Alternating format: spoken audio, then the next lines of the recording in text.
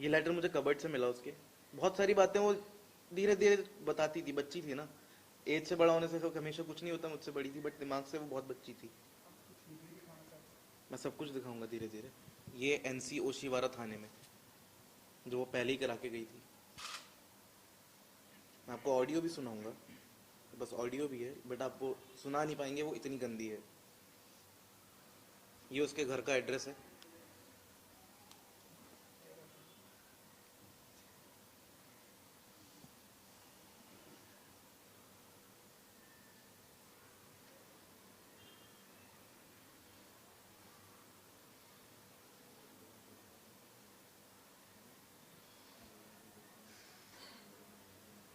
ऐसी चीज़ दिखा रहा हूँ। अगर इसके बाद भी एक्शन नहीं लिया तो फ़ायदा नहीं है इस इंडस्ट्री में काम करने का। मैं सब एक्टर्स को बोलूँगा कि आप लो लाइफ जी रहे हो, अगर आपकी कोई मदद करने नहीं आता इसके बाद, इस टॉर्चर के बाद, बेल्ट से मारना उसको, बक्कल निकाल के। ये उसने बोला वो सेट पे गिरी थी, आज से बहुत टाइम पहले इंडिया फोरम्स पे ये आर्टिकल आया था, गगन ने उसको मारा था। मेरे को बिल्कुल शर्म नहीं आ रही क्योंकि मेरी बहन 5 फुट की और वो साला 5-10 फुट का, तो ये जायज़ है कि वो हाथ उठाएगा तो उसको लगेगी तो ज़रूर। उसके बाद उसका सर फाड़ा गया, वो डॉक्टर के गई 3 दिन के बाद सर फाड़ा गया, चूड़ा पहना हुआ उसने। सर फाड़ने के बाद उसको स्टिचेस नहीं लगवाए गए ताकि पुलिस केस ना बन जाए।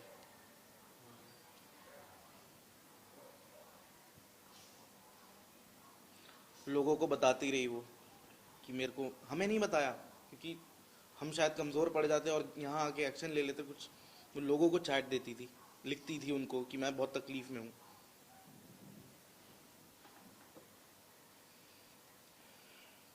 और ये गगन सेठी ने एक बार नहीं कई बार लड़कियों के साथ फ्रॉड किया है।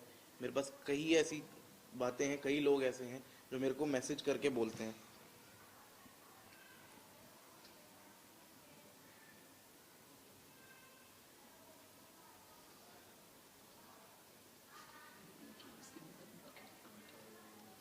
मैं आपको रिकॉर्डिंग सुनना चाहेंगे अगर आप, तो मैं ज़रूर सुनाऊंगा आपको, ताकि आप, लोग मेरे से सवाल कर रहे हैं सोशल हैंडल्स पे कि आप लोग पहले कहाँ थे, अगर ऐसा था तो उन्होंने शादी क्यों की।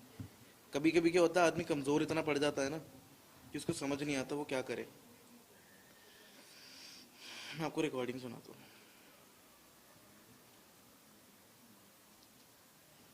बात करने के तरीके से पता चल जाता है।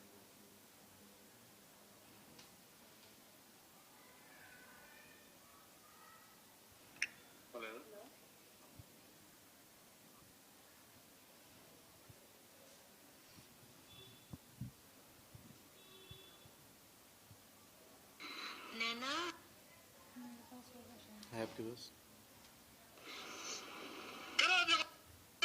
हाँ वही है। ये तो बहुत गलत है, ये सुना नहीं पाऊंगा शायद मैं। सुनाएंगे तो कोई सुन भी नहीं पाएगा। आपको ये बीप मुझे डालनी गालियाँ पड़ेगी भी इसमें। डालनी है। आप बोलते हैं तो मैं प्ले कर देता हूँ, चाहते हैं प्ले करूँ मैं? काफ़ी बीप डालनी पड़ जाएंगी आपको। सब गाली मुझे दी। कोई दिक्कत नहीं है, मेरे को कोई दिक्कत नहीं है। आप लोग कंफर्टेबल हैं, आप, ये आपके लिए है। आप रिपोर्टर्स, आपको पता होना चाहिए किस लेवल का ये चीज़ हुई है यहाँ पे। अब सुशांत का जब केस हुआ था वहाँ पे कोई एविडेंस नहीं था, कोई गवाह नहीं था बोलने वाला। यहाँ पूरी दुनिया गवाह है। मेरा इंस्टाग्राम, मतलब मैं यूज़ नहीं करता था और आज मेरा इंस्टाग्राम भरा हुआ है दिव्या के लिए।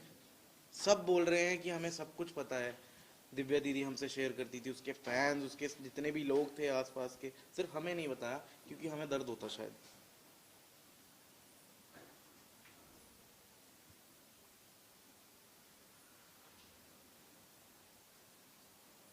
ये उसने स्क्रीनशॉट हैं ये कुछ, उसने जिसमें लिखा हुआ है। हाँ,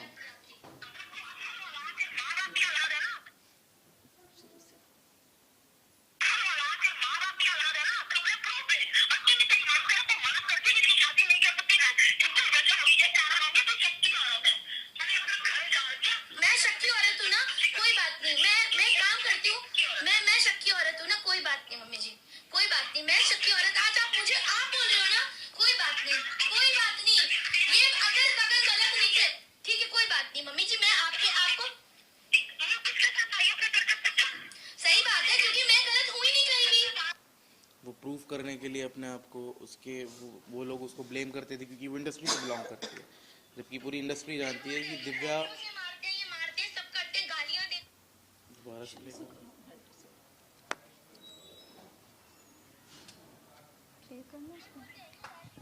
एक मिनट रुक, स्पीकर पे क्यों नहीं आ रहा है? पैसों से मारते हैं, ये मारते हैं, सब करते हैं, गालियां देते हैं, लड़कियों के साथ बाहर चैट करते हैं। माँ की किसी ने कुछ नहीं बोला, उन्होंने बोला कि तेरी औकात क्या है, किसी ने कुछ नहीं बोला, उन्होंने बोला मैं तुझे छोड़ दूंगा, किसी ने कुछ नहीं बोला, और आप मेरे पे ब्लेम लगा रहे हैं, ब्लेम पे ब्लेम लगाए जा रहे हैं मम्मी जी। मेरा क्या काम क्या किया मैंने? वो मुझे अकेले छोड़ के जा रहे हैं, वो बीवी वाला कोई रिश्ता नहीं रखा उन्होंने मम्मी जी, उन्होंने मेरे से, आप मुझे रोज फोन कर करके आप मुझे डांट भी रहे हो, मैं ठीक है, आप बड़े हो, मैं आपकी इज्जत करती हूँ। किसके साथ रही? वो सीसीटीवी फुटेज निकाल लीजिएगा, क्योंकि मैं गलत तो कहीं नहीं हूँ, क्योंकि मेरे पास इनके लिए तो प्रूफ है और मैं इन्हीं से ही बोल सकती हूँ और तो किसी से कुछ कह नहीं सकती। आपको किसने बोला मैं 3 दिन हूँ? मैं आपको किसने बोला? किसने बोला 20 तारीख को घर में आई हूँ? किसने बोला आपको? अच्छा 3 दिन कहाँ हूँ? ठीक है, मैं आपको वो सीसीटीवी फुटेज चाहिए ना? मैं 3 दिन घर में नहीं थी। गगन ने मुझे कमरे में बंद करके मुझे मारने की धमकी दी और खुद कह रहे मैं मर जाऊंगा, तुझे भी मार दूंगा। मैं वहाँ बेल बजती है घर की और अगर मैं अपना बचाव करती हूँ और मैं आपको फोन करती हूँ कि मम्मी जी मेरे साथ ऐसा कर रहे हैं, तो मैं गलत हूँ? मेरे को मारा नहीं, आपने देखा था। जब आप मेरी बात पे यकीन नहीं कर रहे तो मम्मी जी आप मेरी बात पे यकीन, आप मम्मी जी आपकी बात,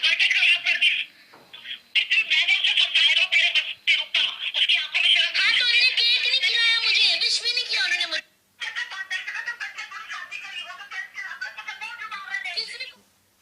एक रिकॉर्डिंग इतनी गलत है सुना नहीं सकते हैं।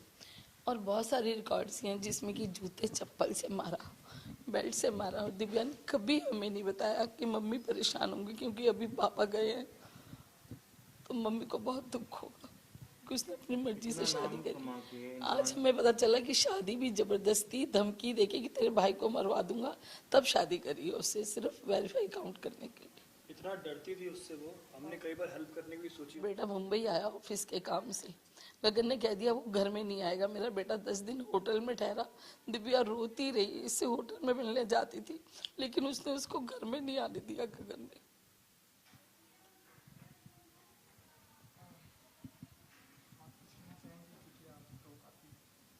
मैं काफ़ी कुछ ऑलरेडी कह चुकी हूँ एंड आई थिंक जिसकी माँ ऐसी हो तो उस बच्चे से क्या उम्मीद कर सकते हैं, ऐसी वाली बात है। अभी मैं कुछ ऐसा बोल दूंगी जो शायद मुझे बोलना नहीं चाहिए हो, इसलिए मैं चुप बैठी हूँ। बट ये एक्चुअली हर एक लड़की के लिए मैं कहना चाहूँगी। दिव्या तो हमारे बीच में नहीं रही, पर जितने उसके फैंस या उसने जिन जिन लोगों को ये सब बारे में, मुझे कभी दिव्या ने ये सब नहीं बताया क्योंकि उसको बहुत अच्छे से पता था कि अगर मैंने देवो को बोल दिया तो पूरी दुनिया एक तरफ हो जाती और मैं सिर्फ गगन से एक बार ही मिली हूँ। और अगर उस दिन मुझे एक्चुअली पता होता ना कि गगन दिव्या के साथ क्या कर रहा है, मैं ना आगे देखती ना पीछे देखती, मैं सोचती भी नहीं कि उसका मैं क्या हाल कर देती वहीं पे। And this is to you Gagan, गबरू, जो भी है बड़ा वाला, तू समझ ले तू क्या है। जितनी भी तूने जिंदगी में तेरी माँ बहन तूने गालियां दी भी नहीं होगी ना, वो सारी गालियां तू अपने लिए और अपने माँ के लिए एकदम संजोग के रख ले मेरे तरफ से। और जिस दिन तू मुझे दिख गया ना, तो बॉम्बे तो आना मत, कभी आना मत, क्योंकि यहाँ पे आएगा तो जेल में ही जाएगा। अभी तो जहां पे भी भाग के गया है ना, वहीं पे भाग के छुपा रहे। और क्या बोलते ना, ऊपर की लाठी जब मार पड़ती है ना, लाठी की आवाज नहीं होती है। तो मतलब दिल से अगर किसी को आज मैंने बद्दुआ दी है ना, वो तुझे दी है। मतलब लिटरली बोलते हैं ना कि कीड़े पड़ जाए मर जाए, तो एक्चुअली तेरे साथ वही होगा, तेरे साथ भी होगा, तेरे माँ के साथ भी वही होगा कि तुम लोग के बॉडी में ऐसे कीड़े पड़ेंगे ना कि कोई पूछने वाला भी नहीं आएगा। ऐसी मौत मरोगे तुम लोग, ऐसी हालत होगी तुम लोगों की। तुम लोगों ने ऐसी एक लड़की को टॉर्चर किया है ना जो लड़की अपने दुश्मन को भी ना अगर बोले ना कि दिव्या मुझे एक रात के लिए खाना चाहिए, सोने की जगह चाहिए, वो वैसी लड़की थी। और तुम लोगों ने उस लड़की के साथ ऐसा किया है ना, तुम लोग तो कभी खुश रहोगे ही नहीं। तुझे क्या चाहिए था? पब्लिसिटी चाहिए थी, तुझे आइडेंटिटी चाहिए थी, तुझे बॉम्बे में काम चाहिए था। अब तू बॉम्बे में काम करके बता, अब तू बता मुझे इंडस्ट्री में काम करके, तू बता मुझे। गबरू सिंह और तेरी माँ, तुम लोग ने जितनी प्लानिंग की ना दिव्या को लेके, अब तुम लोग बताओ। मैं तुमको ओपन चैलेंज कर रही हूँ, तुम आके बॉम्बे में काम करके मुझे बताओ। So the thing is, of course legally चीजें जाने के लिए वी नीड लीगल हेल्प। वहां पे I know due to covid ये सब कुछ हुआ है, बट जो शुरुआत दिव्या करके गई थी, दिव्या को जब सबने कहा तो उसने जाके एनसी करवा दी थी। दैट मीन्स वो प्रिपेयर्ड हो रही थी इस चीज को लेके फाइट करने के लिए। इस जो उसके साथ टॉर्चर हुआ है इतने सालों में, उसके अगेंस्ट वो जो स्टेप उठा के, क्योंकि मैं भी जब दिव्या से मिली, हम लोग बीच में बात नहीं कर रहे थे, काफी साल बात नहीं हुई थी, because of this man only. क्योंकि जब दिव्या के लाइफ में ये आदमी आया था, तभी मैंने दिव्या को बोला था कि दिव्या ये आदमी मुझे सही नहीं लग रहा है। कुछ ही दिन के बाद मुझे पता चला कि वो एक रेपिस्ट है, उसके ऊपर एक रेप केस चल रहा है, जिसके लिए लास्ट ईयर भी वो जेल जाके आया है, 10 साल की सजा हो चुकी है, because of Divya and because of his some clients जो भी यहाँ पे थे इंडस्ट्री में, उनके आई गेस रिटन नोटिफिकेशंस के वजह से, लेटर के वजह से उसको बेल मिल गई है उस टाइम पे। बट तभी मैंने दिव्या को बोला था कि Divya this is not right and you are not doing right. और उसके वजह से वो अपने पूरे घर वालों के अगेंस्ट हो गई थी। जबकि मैंने और मेरे ऐसे 2-3 फ्रेंड्स हैं जिन्होंने देखा है कि आंटी अंकल ने एक्चुअली दिव्या के लिए क्या किया है। मतलब even I do have my mom right, but honestly I could say मेरी मॉम सब कुछ छोड़ा के मेरे साथ यहाँ पे जिंदगी भर नहीं रह सकती है, अपना काम छोड़ के वहाँ पे भाई है। But I have seen them कि वो कैसे पूरा दिल्ली का घर काम सब छोड़ के दिव्या के लिए यहाँ पे आके रहते थे लिटरली। और जब गगन के वजह से दिव्या वॉज द वन जिन्होंने आंटी और अंकल को घर से निकाल दिया था, इट वॉज बिकॉज ऑफ गगन। तो उसके बाद मैंने दिव्या से अपना रिश्ता तोड़ दिया था। And of course because of Gagan Divya भी बाकी और भी जितने फ्रेंड्स थे सबसे अलग अलग हो गए थे। फिर भी मुझे याद है लास्ट ईयर 1-2 बार मैंने दिव्या को बोला भी कि दिव्या तू आ जाना मेरे घर, आ, will talk. But till then time I felt that she is happy, you know, इतने साल हो गए, मैंने कहा सब कुछ अच्छा ही होगा। सो बट 2-3 बार वो आई नहीं, आऊंगी बोल के, तो मुझे थोड़ा डाउट होने लगा। उसके बाद जब उसकी शादी हो गई तो मुझे कहीं ना कहीं लगा maybe I was wrong, the guy is good और सब कुछ ठीक है, अगर शादी कर लिए देन इट इज फाइन। वरना तो मुझे पहले दिन से पता था 1 नंबर का लुच्छा लफंगा है, उसको सिर्फ यूज करने के लिए वो आया है बॉम्बे। ये मुझे पहले डे 1 से, जब से वो फोन पे बात करती थी, मुझे तब से पता था। बट उसने किसी की सुनी नहीं उस टाइम पे। एंड देन सडनली अभी 2 महीने पहले जब मैं उससे मिली, मैं खुद गई उसके घर, गई मिलने के लिए, and Gagan was also there. तो वो अंदर ही रहता था, बैठा रहता था, ना दिव्या से कोई लेना देना, ना बात करता था। And I was like, Divya को मैंने पूछा सब ठीक है ना, क्या हो गया? Then she started telling me कि ऐसा हुआ, वैसा हुआ, ये हुआ, वो हुआ। बट ये मारपीट वाली चैप्टर तभी भी उसने मुझे नहीं बताई। देन फिर उसने मुझे बोला कि हम दोनों का डिवोर्स होने वाला है, उसको डिवोर्स चाहिए। मैंने कहा अच्छा। But she pretended as if like she is very strong now. और दोस्त ने मुझे बोला कि देवो तू जैसा मुझे चाहती थी ना मैं बन जाऊं, मैं वैसे ही बन गई हूँ। अभी हम सोलो ट्रिप्स करेंगे, हम घूमेंगे, एंजॉय करेंगे, इनके पीछे अभी हम रोएंगे नहीं। मैंने कहा ओके, वेरी गुड। तो कुछ दिन के बाद गगन चला गया देहरादून, जहाँ पे भी घर है। अभी देहरादून गया है, कहाँ गया मुझे नहीं पता। वो दिव्या को बोल के गया कि वो जा रहा है। उसके पहले भी बीच में उसकी मारपीट वगैरह हुई है। तो मैंने दिव्या को तभी बोला कि दिव्या तू एनसी करवा दे, तू कंप्लेन क्यों नहीं करती है, FIR क्यों नहीं करती है? शी वॉज लाइक मैं करूंगी। तभी उसको बीच में गगन की जो गर्लफ्रेंड्स हैं, so this is for you also girls, be careful. अगर आपको दूसरी दिव्या, तीसरी दिव्या बनना है, शौक से बनिए। बट अगर आपको ये एडवाइस लग रहा है कि सही है आपके लिए, आपके घर वालों के लिए, तो आप लोग पहले से ही अभी एक FIR करके उसके नाम पे रख दीजिए। सो उसके बाद दिव्या को मैं बीच में मिली तो उसने बोला मैंने एनसी करवा दी है। कहा वेरी गुड, क्योंकि वो बीच में करवा चौथ के दिन आया था तो उस दिन भी मारपीट करके गया है, करवा चौथ के दिन भी, और बीच में तो वो उसका गोल्ड वोल्ड ये सब लेके तो भाग ही चुका था। फिर उस दिन मार के गया, उसके बाद उसने एनसी करवाया, उसके बाद शायद वो आया नहीं है दिव्या से मिलने के लिए, या तो फिर बीच में आया भी होगा तो मुझे पता नहीं। बट लास्ट अभी जब मैं उससे मिलने गई थी तब उसके पैरों में मैंने बड़े बड़े निशान देखे एंड मैंने उसको पूछा कि ये क्या है, ये कहाँ से लग गया। तब भी उस लड़की ने मुझे एक बार नहीं बोला कि ये गगन ने मारा है करके, उसने मुझे बोला कि लाइट शूट पे लग गया, बट आई अंडरस्टूड कि गगन ने मारा है। उसके बाद जब मैं घर पे आई देन शी टोल्ड मी कि करवा चौथ के दिन वो आया था और उस दिन मुझे मार के गया।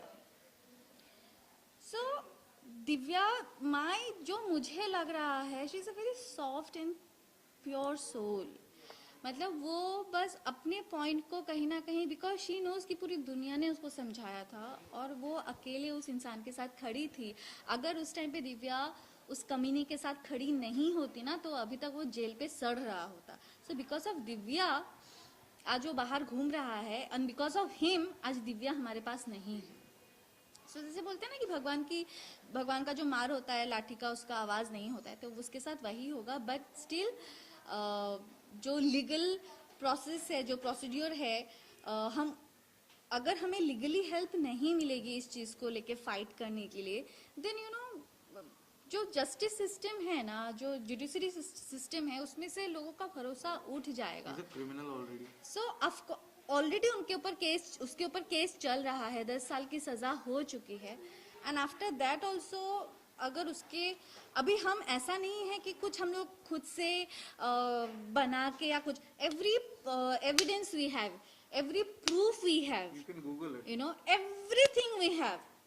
अगर आप फिर भी एक एफआईआर दर्ज नहीं कर रहे हो देन डेफिनेटली कुछ ना कुछ तो कहीं तो प्रॉब्लम है ना, जिस प्रॉब्लम के वजह से मे बी कोई हिम्मत नहीं करता होगा। ये शायद बहुत ऐसी लड़कियां होंगी जो ऐसे सफर कर रहे हैं और हिम्मत कर नहीं पाते, क्योंकि जब हिम्मत करते हैं ना तो सामने वाला कोई मदद ही नहीं करता। पहले तो जो दोस्त करते रहेंगे, 100 में से 90 तो पीछे ऐसे ही हट जाएंगे कि भाई दूसरों का पछड़ा है, हमें क्यों पढ़ना है। अरे भाई जब दूसरे का पछड़ा है तो तुम आए क्यों दोस्ती के नाम पे, पहली बात। सेकंड चीज, अगर लीगली हमें हेल्प नहीं मिलेगी तो कोई कैसे हिम्मत करेगा कि किसी के उनके साथ जो हो रहा है टॉर्चर या जो भी गलत चीज हो रही है उसके अगेंस्ट कुछ बोलने के लिए, जब सामने वाला हेल्प करने के लिए तैयार नहीं होगा। एक नॉर्मल सिटीजन कहाँ जाएगा, लीगल हेल्प के लिए जाएगा ना कि भाई मेरी मदद करो। बस सामने वाला ही अगर बोल देगा कि नहीं ऐसा है वैसा है वो है, अरे you are here to help the normal Indian citizen, right.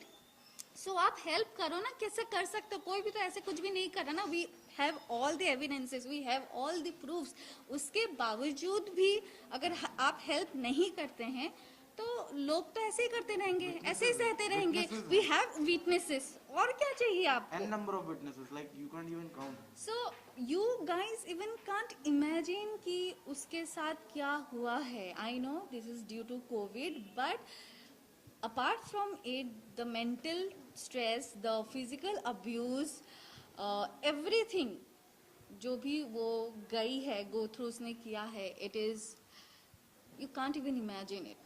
So yeah, I would like say कि please support कीजिए, and जितने भी लड़कियां हैं या जितने भी लोग ऐसे इस तरीके से सफ़र कर रहे हैं, प्लीज़ आवाज़ उठाइए, एक्शन लीजिए। अगर टाइम पे एक्शन नहीं लेंगे दिन फिर से ऐसे ही होता ही रहेगा, ऐसा होता आया है और ऐसे ही होता रहेगा। सो या दैट्स ऑल, थैंक यू।